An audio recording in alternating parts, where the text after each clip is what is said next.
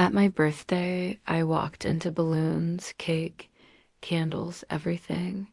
But then I saw the banner. Congratulations, Amanda. It was my sister's graduation party, so I left quietly and did this. 2 weeks later, my sister would call in tears from the police station. I should have known better.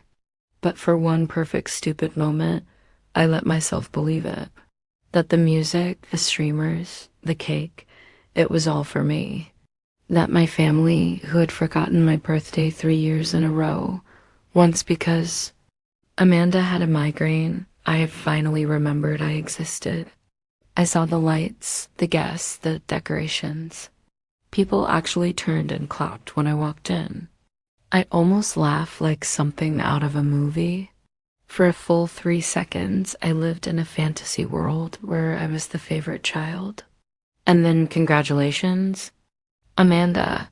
Huge gold letters, a glittery banner stretched across the fireplace, my sister's name in cursive font, and just like that, I was slammed back into reality. Amanda strutted into the room like it was her wedding day. Tight white dress, cap and gown over one arm, phone already out for selfies. The applause doubled when she arrived. Oh my God, you guys. She squealed, I'm going to cry. This is like everything. She didn't cry. She never cries unless there's a camera or cash involved. I stood off to the side, still holding the gift. Bag I'd brought for my dad to give me from them because I knew they wouldn't have one. I was used to it. I wasn't used to this. I found my mom in the kitchen and asked very calmly if they had meant to do this on my birthday. She looked confused, then guilty, then annoyed. Well, she said, we thought we'd celebrate both. You don't like a lot of attention anyway, right? Then my dad chimed in from the couch like he was helping. We ordered your favorite cake. See, we didn't forget, right? A cake with Amanda's face on it, a graduation cap, and congratulations. Amanda, written in gold frosting, really screamed, Happy birthday, Oliver. Amanda finally looked over and saw me. Oh, hey, she said, air kissing. My cheek. You didn't tell me you were coming. That's chill, though. We can share the party unless that makes you feel weird. She said it like I was a guest who wandered in off the street. Then she added, hope you don't mind. We kind of used your credit card for the cake. It was just easier. That's when my smile cracked. I pulled out my phone and checked my banking app just in case. And there it was. A $900 catering charge, a $500 venue deposit from 3 days ago, a $200 floral order with a note for Amanda's big day. I felt heat crawl up my neck. Not rage, not yet, just shame. The kind of shame that sits in your throat and chokes you slowly. I didn't say anything. Didn't make a scene. I just turned around and walked out. I think someone asked where I was going. Amanda might have said, You're seriously leaving? GH, are you going to be dramatic about it? I didn't answer because I wasn't being dramatic. I was done. They thought I'd sulk and get over it. What I actually did was file a police report. And 2 weeks later, Amanda would be calling me sobbing from the police station. The first time I realized my sister Amanda could get away with murder. She was 6 and I was 8. She'd stolen a $20 from Mom's purse. When I found it in her Barbie dream house and told our parents, Amanda burst into tears, pointed at me, and said, He made me do it. I was grounded for 2 weeks. Amanda got ice cream because she was clearly distressed. That was the beginning, or at least the first time. I remember realizing the scoreboard wasn't exactly balanced in our house. Back then, I thought maybe it would even out when we were older, that maybe eventually people would see through her act. They didn't because Amanda didn't grow out of that phase. She perfected it.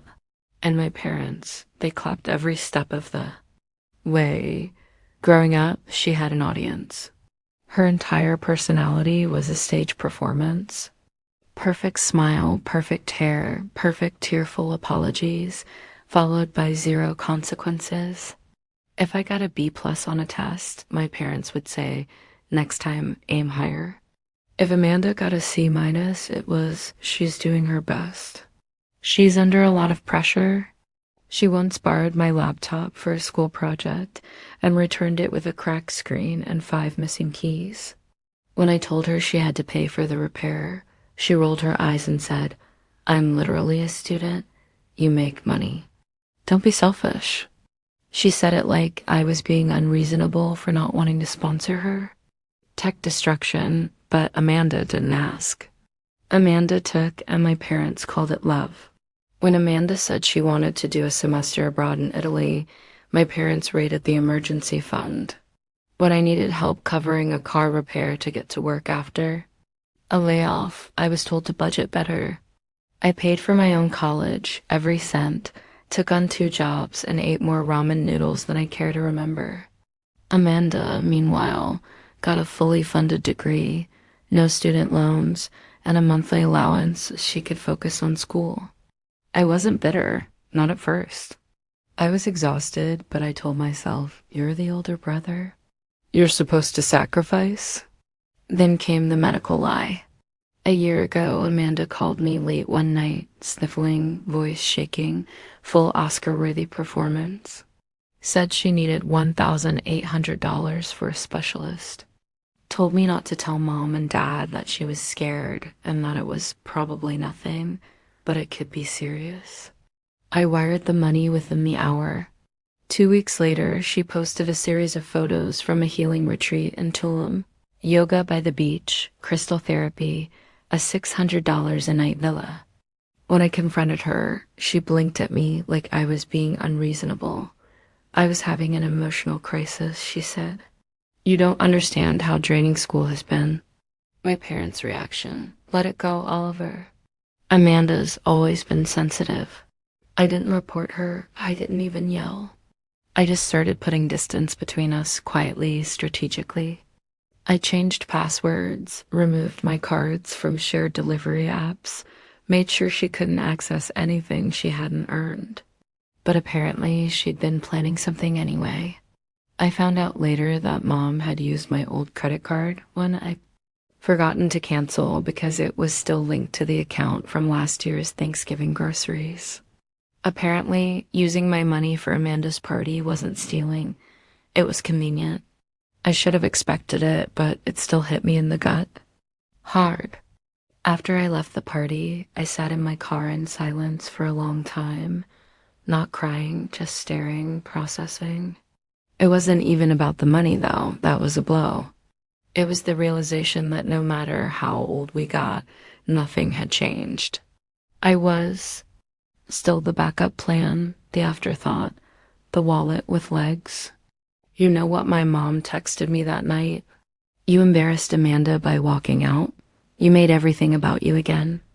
I didn't respond.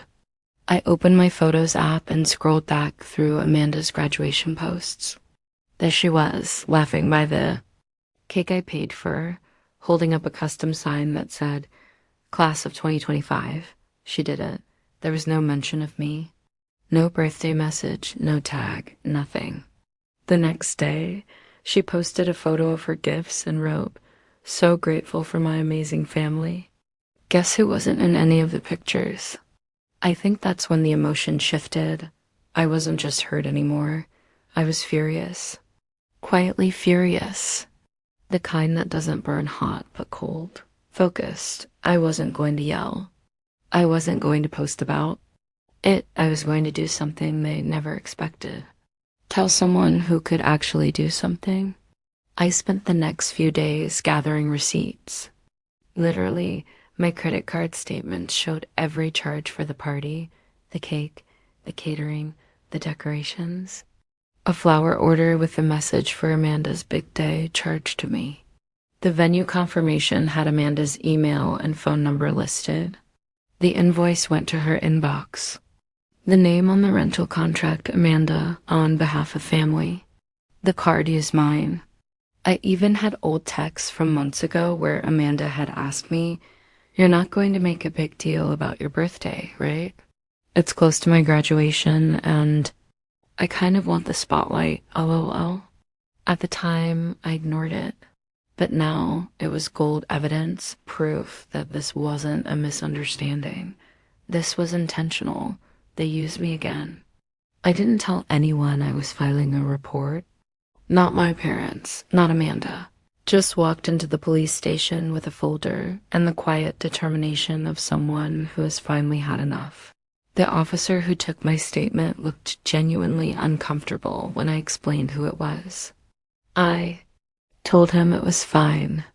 I wasn't looking to ruin my sister's life. I just wanted to stop her from ruining mine. I signed the paperwork. I answered the questions. I walked out. 2 days later, Amanda texted me, "Hey, can you Venmo me for the Uber?" From the party, it was technically your night too. I didn't answer. 2 weeks later, she would be sitting in a police station, sobbing into her phone, and for once, I wouldn't be the one she could count on to clean up the mess. She called me at 6:13 in the morning, not texted, not left a voicemail. Called full on, old school ringtone ringing through my half-asleep brain. I let it go to voicemail. She called again and again. The fourth time I answered, not because I wanted to, but because I thought maybe someone had died. Honestly, that would have been easier. Oliver, Amanda gasped, her voice cracking. "Oh my God, I'm at the police station. They said there's a report, a fraud report with your name on it." What did you do? I sat up in bed, turned on the light, and blinked into the phone like it could give me strength. "Oh, so that's the part you're shocked about, not the part where you stole from me." Silence. "I didn't steal," she said. Instantly on the defense. It was a party for both of us. "Mom said it was fine. You're seriously doing this to your own sister?" There it was, the classic Amanda defense strategy. Cry first, then play the family loyalty card. And if that doesn't work, spin it into a martyr monologue. "Are you being questioned?" I asked calmly. "Ah, yes." They said they need me to verify the purchases and the card wasn't mine, and now I might get charged with fraud. "Oliver, you're ruining my life over a birthday party?" "No," I said. "You're ruining your own life over years of treating me like a walking ATM." Later, I found out what really happened. Turns out, Amanda had taken a photo of my credit card months ago when I left my wallet on the counter during a family visit. She used the card, manually typed in the number, expiration date, and security code to pay for the venue deposit, the cake, the decorations. When the officer asked how she got the card details, she said, "I thought he wouldn't mind." It was for both of us. She admitted she never asked, never told me, never even hinted. The officer asked, "Did he give you permission?" Amanda just blinked and said, "Well, he didn't say no." That's the level of logic we were working with. By that afternoon, my phone was blowing up like a fire alarm. Texts from my mom, my dad, even my aunt, who I hadn't spoken to in 3 years. "Mom, you went too far. Amanda's devastated." "Dad, you really want to throw your own sister in jail over a misunderstanding?" "Aunt Karen, whatever happened to talking things through like adults? Not everything has to be a lawsuit." I didn't respond to any of them. Not because I didn't care, but because I finally cared about myself more. That night, Amanda came to my apartment. I didn't know she knew where I lived. I still don't know how she got in the building. Probably manipulated a neighbor or threatened a delivery guy or cried at the buzzer. All her go-to tactics. I opened the door just enough to see her face red tears streaked and blotchy, but not in a sorry way and an I'm still the victim way. "I'm not here to fight," she said. I need you to drop the report, please." They said this could go on my record. It could affect jobs, travel, everything. I looked at her, not just looked, really saw her. And what I saw wasn't a scared sister. It was a girl who had never been told no and still didn't know what it meant. You lied about needing money for medical treatment, I said. You stole my credit card. You threw yourself a party on my birthday and acted like I was the inconvenience, and now you want me to fix it. I didn't know it would go this far, she whispered. That's the problem, I said. It never goes far for you because people like me always let it slide. Cue the tears. Round 2. Maybe 3. I've lost count, but they came anyway. You're doing this to punish me, she said. You've always been jealous. That one actually made me laugh. Genuinely jealous of Amanda. Yeah, I said. You're right. I've always dreamed of being the sibling who manipulates her way through life and ruins other people's credit scores. Her eyes narrowed. The crying stopped like someone flipped a switch. You think you're so perfect, she snapped. But you're just bitter. You're pathetic. You think being right makes you better than everyone else? No, I said. But it does mean I'm not paying for a crime I didn't commit. I closed the door on her mid-rant. Didn't slam it, didn't yell, just closed it because I was done being the audience to Amanda's one-woman drama. Over the next week, things escalated. My parents started calling daily, not to apologize, not to ask how I was, but to demand that I make things right. Apparently, Amanda's job offer at a marketing firm had been put on hold due to the investigation. One of the background checks flagged the police report, and instead of facing the consequences, Amanda had gone full meltdown. Are you happy now? My mom yelled over the phone. She's devastated. Her future is ruined. I was never trying to ruin her future, I said. I was trying to protect mine. They didn't hear me. They never do. A few days later, my dad left me a voicemail. His tone was calm, quiet, almost gentle. Son, we know you felt underappreciated, and I get it. I really do. But this isn't the way. This is family. And family means sometimes we do things we don't like. That's just how it is. I played the message twice. Once to hear what he said, once to hear what he didn't say. He never once acknowledged Amanda's actions. Never once apologized. Just gently urged me to let it go, to bend again, to keep the peace. And for the first time in my life, I understood something. Keeping the peace was just code for keep being quiet while they take advantage of you. A week after that, I got a message from Amanda. No emojis, no passive-aggressive LOLs, just a simple line. You win. I hope you're proud of yourself. And the truth is, I wasn't proud. I wasn't gloating. I wasn't even happy. I was just done carrying guilt that wasn't mine. Done paying for mistakes I didn't make. Done playing the role of the silent, dependable brother while they applauded Amanda for breathing. They had pushed me out of every celebration, every spotlight, every space where I should have mattered. And now they were shocked I'd finally stepped into my own. By the time Amanda sent me that final text, you win. I hope you're proud of yourself. I thought we'd reached the climax. I thought the drama had peaked, that the worst was over, that maybe finally they'd leave me alone. I was wrong, because apparently the one thing more dangerous than Amanda crying is Amanda cornered, and a cornered Amanda comes with backup. 3 days after that text, my mom showed up at my office. She didn't even call ahead, just walked right into the lobby like she owned the place and asked to speak with me urgently. When I came down, she looked me up and down like I personally betrayed the family bloodline.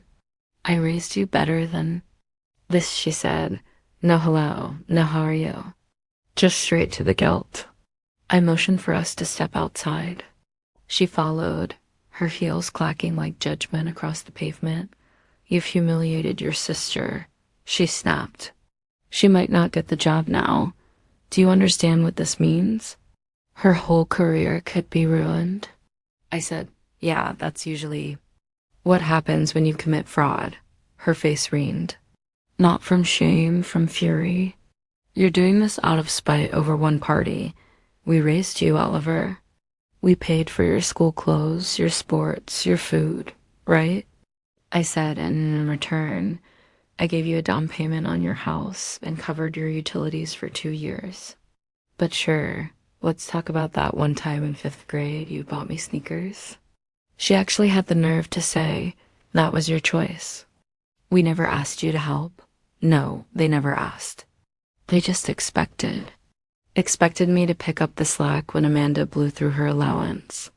Expected me to cover the gap when Dad forgot the power bill.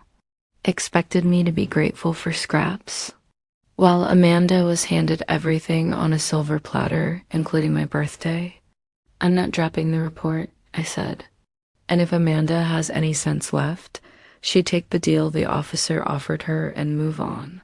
My mom glared at me. You're not just punishing Amanda, you're punishing this family. I shrugged then. Maybe this. Family should have stopped treating me like a stranger with a checkbook. And I walked back inside, leaving her standing there fuming, arms folded in the same heels she'd probably worn to Amanda's party. The next escalation came 2 days later. On social media, Amanda posted a long-winded, vague reflection about family, betrayal, and how some people will stab you in the back just to feel taller. She didn't mention my name, but she tagged our entire extended family. Every cousin, every aunt, even grandma. The comments were a mix of concern and confusion. Who would do that to you? You're so strong, Amanda. Rise above. Family is supposed to protect you, not attack you. I didn't reply, but I did screenshot every line. The next day, I woke up to 5 missed calls from relatives I hadn't spoken to since childhood, and 1 DM from our cousin Leia, who did know the full story and simply wrote, "They're drowning. Don't throw them a life raft." Amanda wasn't done. She emailed my boss. Let that sink in. She emailed my boss, pretending to be a concerned friend of the family, and claimed I was going through a personal crisis and might be lashing out at loved ones inappropriately. Luckily, my boss is the type of person who drinks black coffee, runs marathons, and doesn't tolerate nonsense. She forwarded the email to me with 1 line. Let me know if I need to block anyone. I replied, might want to. Block Amanda. She's going through a full-time identity crisis. We laughed about it, but deep down, I was shaken. Amanda wasn't just panicking. She was spiraling, and she dragged down whoever she could to keep herself afloat. The police case moved faster than I expected, maybe because the evidence was so clean. Maybe because Amanda's digital fingerprints were all over everything. Maybe because the officer handling the report was the kind of guy who didn't like being lied to. They offered Amanda a deal. I repay the full amount, complete 100 hours of community service, enroll in a financial accountability workshop. In return, no charges filed, no permanent record. All she had to do was admit fault, own up to it, learn something. She refused, said it was humiliating, said it would make her look guilty. The officer's reply, "You're guilty." Eventually her pride cracked, not because she suddenly developed self-awareness, but because the marketing firm that had been considering her application found out about the report. The offer was rescinded. No job, no launch pad, no dream career, just Amanda. Sitting in her room in her parents' house, throwing tantrums between phone calls to lawyers she couldn't afford. Guess who didn't bail her out this time? My parents. They made one final attempt to reel me back in. In a group call, the tone was soft, calculated like a PR campaign. "We just want to talk," my mom said sweetly. Amanda was on the call too. Silent for a moment, then, "I'm sorry." "Okay, I didn't mean to hurt you." It was the flattest apology I've ever heard. Like a child being forced to say sorry after shoving someone on the playground. "What exactly are you sorry for?" I asked. Another pause. "For taking your card without asking." "That's not what happened," I said. "You stole from me." The silence on the other end was thick. "You've made your point," my dad said finally, voice cold. So what now? You going to disown us? Is that what this is? No, I said. I'm just done pretending any of this is normal. And then I hung up. No yelling, no drama, just quiet final clarity. 3 months later, Amanda had completed the workshop and was working part-time at a pet supply store. Our parents still hadn't spoken to me directly, but I'd moved out of state, gotten a promotion, a fresh apartment, a small group of friends who knew me as me, not Amanda's brother. One evening, I got a message. Amanda again, saw you moved. Hope. Things are good. I could really use someone to talk to. I stared at it for a while. Then I turned off my phone, made a cup of tea, and sat on my balcony, watching the city lights flicker like tiny silent fireworks. For once, my life wasn't about cleaning up her mess.